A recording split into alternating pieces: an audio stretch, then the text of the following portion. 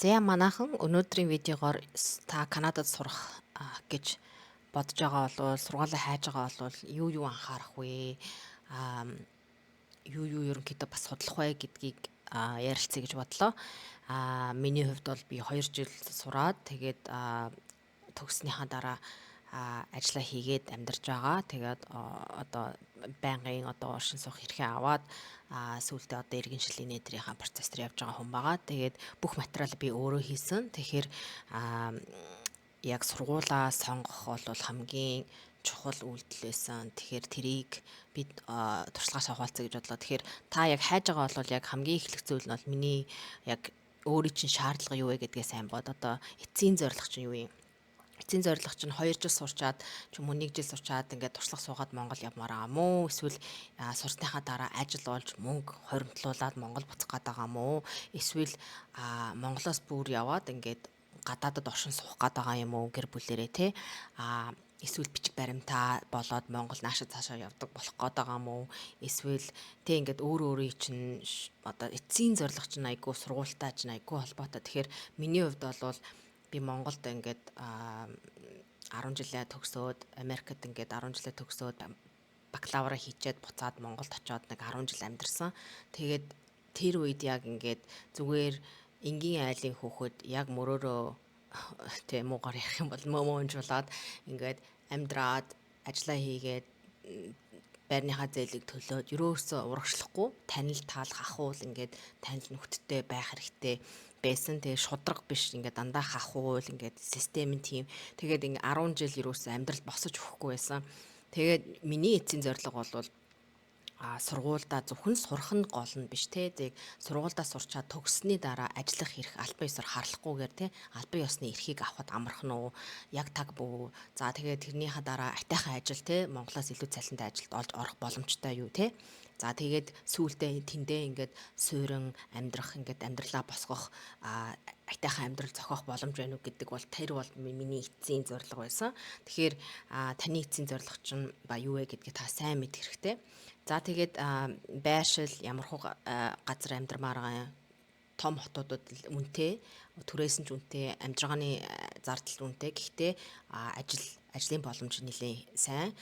За жижигхэн жижиг хотууд болвол зардал бага ч гэсэн бас ажил хийх боломж нь одоо тий олоход хэцүү ээж магад. За тэгээд ямар мэрэгжил хөтөлбөр сонгох гээд байгаа юм. За та ямар төсөвтэй хамгийн хямдхан сургууль сурах гээд байгаа мó?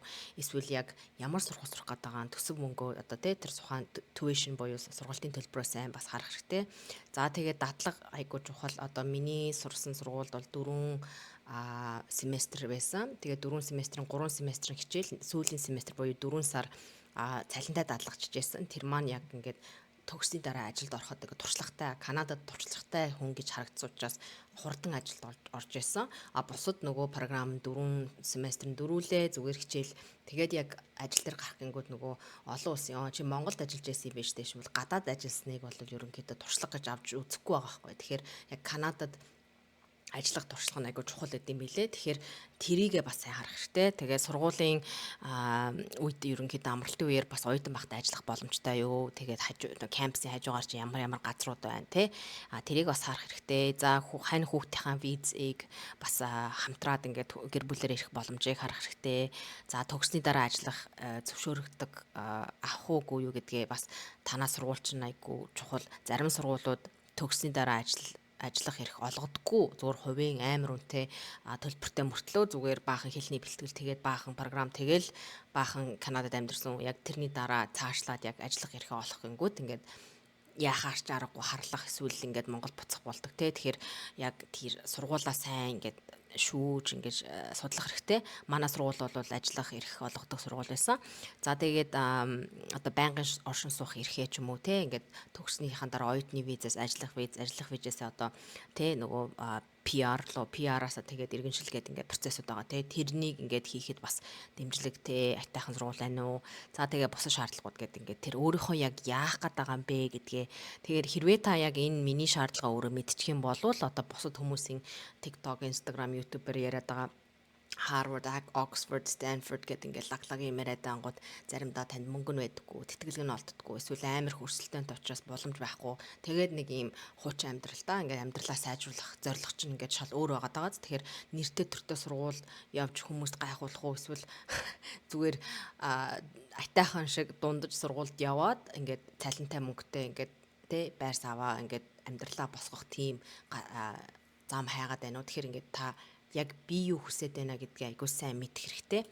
За тэгээд хэрвээ та тэр өөрийнхөө шаардлагыг тодорхойлчихсныхаа дараа та одоо судалгаагаа ерөнхийдөө нэг ийм Excel дээр бүртгэчих нам би яг сургуулаа хайж байгаа үедээ иймэрхүүг бүртгээд тэгээд олон сургуулаас 1 2 3-ыг сонгож байсан. За тэгэхээр ингээд улсаа тий ингээд аль улсын сургуулийн за их сургуулийн одоо нөгөө нэг төрлийг бичих хэрэгтэй. Би түрүүн хэлжсэн, түрүүний видео дээр хэлжсэн public college, private college, public university, private university, за тэгээд community college, за дээрээс нь private community college гэдэг ингээд зөндөө олон polytechnic college гэдэг ингээд төрлийн college, university гэх их сургууль болон college гэдэг байгаа. Тэгэнгүүт Монголтой төстэй биш учраас та төрлүүдийн сайн Америкийн төрөл нь Канадынхаас бас өөр байдаг. Тэгэхээр сайн төрлүүдээ ойлгох хэрэгтэй. Тэрийг би өмнөх видеогоор тайлбарсан байгаа. Үзээрэй. За тэгээд программын хөтөлбөрийн зэргийг те бакалавр, доктор, магистр, за тэгвэл сертификат, диплом гэд ингээд байгаа. За тэгээд ямар хичээлүүд ордын байна гэдгийг бас хальчигсаагаар бичихнаас зүгээр санагдсан. За тэгээд танаа тэр сургуульчин хөтөлбөр чинь дадлагтай, цалинтай юу, дадлага нь цалинтай юу, цалингүй юу? Хэрвээ таны одоо миний сургууль шиг 4 семестрийн нэг нь одоо цалинтай дадлагчих тийм програм байх юм бол ажиллах эрх зөвхөн сургуультаа ажиллах эрх өгдөг гэсэн үг. Тэгэхээр та оюутны виз тэ сурах эрх гэсэн хоёр бичиг баримт. Дээрээс нь та одоо дадлагжих буюу цалинтай дадлагжих гэсэн ажлын эрх ингэж хамт авдаг гэсэн үг визээ авахдаа.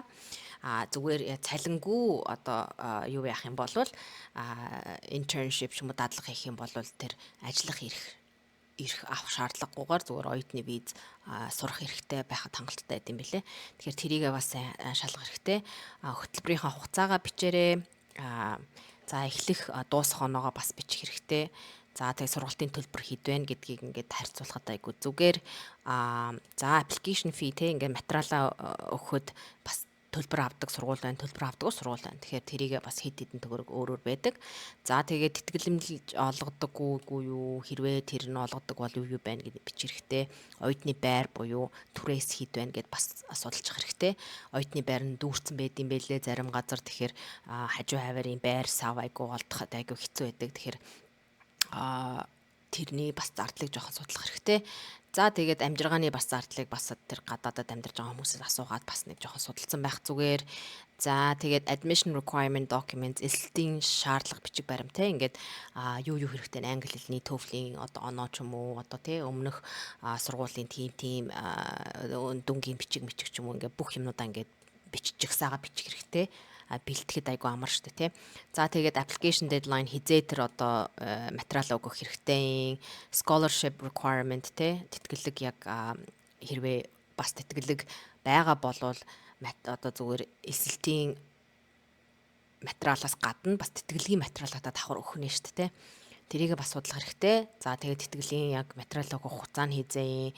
За тэгээд төлбөр төлөх хугацаанууд бас өөр байдаг. Одоо жишээл манай би бол 2 жилийн төлбөр 2 жилийн төлбөрөө 2 хувааж өгөх хэрэгтэй байдаг. Тэд гээд тэгэхээр тэр сар онсаруудаа бичих нь айгу зүгээр мөнгөө одоо төлөвлөхөд. За тэгээд цагийн ажил одоо ойрхон байна уугүй байна уу гэдгийг бас ер нь харьцах хэрэгтэй. Би оюутан байхдаа бас ажиллаж байсан. Тэгээд тэр зүгээр оюутан чинь 20 цаг байлуу да. Тэгэхээр тэрийгээ ажиллаж явах үедээ бас нөгөө нэг оюутнуудын ажил хаагур байна, сургууль байна уу, хаана байна, эсвэл гадуургаа хоол моолны газар байна уу гэдээ бас нэг харчих хэрэгтэй. За тэгээд төгссний дараа ер нь ажиллах эрх өгдөг сургууль мөн үү биш үү гэдгийг заавар шалгаарай бурхан минь. Энэ баачкач нөгөө айгу улаан болгоч тий. Эн чинь айгу чухал шүү. Ингээд хүмүүс нөгөө амар агентууд ингээд хувийн байгууллагт тийм жижиг сургуулиуд хувийн сургуулиуд бүрдүүлээд тэднээс нь тэгээд аль биесний сургууль мөн ч гэсэн нөгөө нэг төгссний дараа ажиллах хэрэг олгодог. Тэгэхээр амар муухай хүмүүсийн мөнгийг ингээд аваад тэгэнгүүтээ нэг ийм хэлний бэлтгэл гэж 1 жил явуулангуудаа тэгээд дахиад нэг 2 жилийн нэг ийм нэг рандом нэг олигтой биш нэг програмд орлоо. Тэгэнгүүтээ тэднүүс нь ингээд төгссөний дараа 3 жил Канадад байждаг. Яг төгслөө гэд ажиллах эрхээ авах гингүүт ингээд дампуу болчингууд Монгол буцах эсвэл одоо яах чинь те ингээ хаарлах ч юм уу. Тэгэхээр тэгчвээ дээ. Тэгэхээр тэрийг сайн судлаарай. За тэгээд permanent resident pathway байнгын оршин суухийн боломж одоо бичиг баримтаар хизээ өгөх боломжтой байдیں۔ Тэ сурчлаа, ажиллаад нэг юм тэдэн жил байсныхаа дараа ч юм уу яг хизээ одоо тэр ямар сувгууд байна, маш олон сувгууд байдаг. Тэгэхээр тэрийг бас ингээд хальт судалчих хэрэгтэй. Урт замаа ерөнхийдөө харж ийн гэсэн үг шүү дээ. Алсын замаа сайн харж ийн гэсэн үг. За тэгээд ингээ хүүхэд шуухад гэр бүлийн виз нь яаж ажилтдаг гэдгийг судлаад за тэгээд сургуулийнхаа холбоо барих мэдээллийн хүмүүсийн мэдээллийг тэгээд бас нэг юм тийм сургуульд сурж исэн гадаад оюутан байх юм бол бас бичээд ингээд сургуулаасаа танаад гадаад оюутан байна уу одоо 1 2 дугаар курсын ч юм уу тэр хүмүүстэй холбогдох гэсэн маа гэхээр ингээд найзын зүгээс ярилцахад айгу зүгээр байдаг. Тэг мэдээгээ тэндээс авчиж болно бас. За тэгээд тайлбар асуултуудаа эндээ бичээд. За тэгээд ингээд чамд яах нь нэг юм нэг судлаад нэг судалсан нэг 10 сургууль байна. Тэндээсээ харж агаад мөнгө төлбөр өөрийнхөө шаардлагатай тэг my requirement буюу өөрийнхөө шаардлагатай нийцүүлээд аль нь хамгийн чиний одоо зорилго тэцсийн зорилготой таарж байгаа сургууль руугаа материалаа өгөөд ингээд явах нэ. Тэгээд сургуулийнхаа материалаа өгснөхийн дараа яах нь сургуульд орсныхаа дараа виз гэдэг ингээд явах нь штэ. За тэгэхээр сургуулаас сонгохдоо маш сайн бодолтой өөрөө юу хүсэж байгаагаа бодоод өрөөлийн хүмүүст одоо тэ лаглаг инстаграмын одууд гой хүүхнүүд гой залуучууд гой амьдраад байна. Тэгэхээр чи заавал тэгэж нэг тэднүүсийг дагаж савсгнаад авах шаардлагагүй. Чиний зорилго яг юу юм? Чи амьдрал дээр чинь яг юу чухал байгаад байгаа юм? Цаашлаад яах гээд байгаа юм гэдэг дээр үндэслээд зөв сонголтоо хийгээд зөв сургуульд зөв мөнгөө өгөөд явахгүй болвол баахан агентийн ч юм уу ингээ хууртагдаад хайрын мөнгө цагаа өрхвээ манайхаа. За тэгэхээр нэг өнөөдрийн видео нэг иймэрхүү. Дараагийн видео дээрээ би агенттай ажиллаж байхдаа ямар юмыг анхаарах хэрэгтэй вэ? Ямар бичиг баримт буюу гол бичиг баримтуудаа яа хадгалах вэ гэх мэтчлэн анхааруулах зүйлсүүдийг ярий. Тэр болтол. Тэр бай.